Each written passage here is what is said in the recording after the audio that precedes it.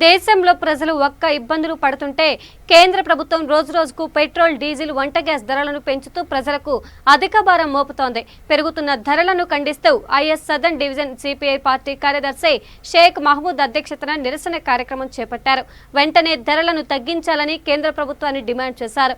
ఈ కార్యక్రమంలో సిపిఐ రాష్ట్ర సమితి సభ్యులు శంకర్ నాయక్, సిపిఐ పార్టీ నాయకులు తదితరులు పాల్గొన్నారు. కరోనా సమయంలో పెట్రోల్ డీజిల్ పెంచడమా?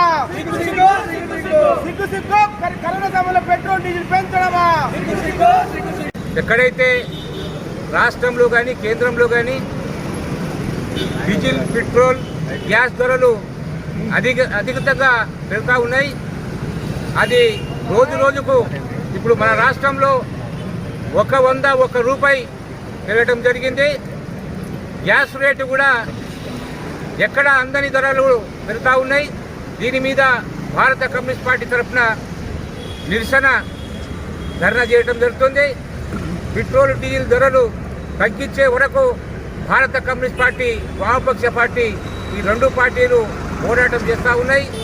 అదేవిధంగా ప్రతి పెట్రోల్ పంప్ దగ్గర, అదేవిధంగా ఎక్కడైతే అధికార ఉన్నారో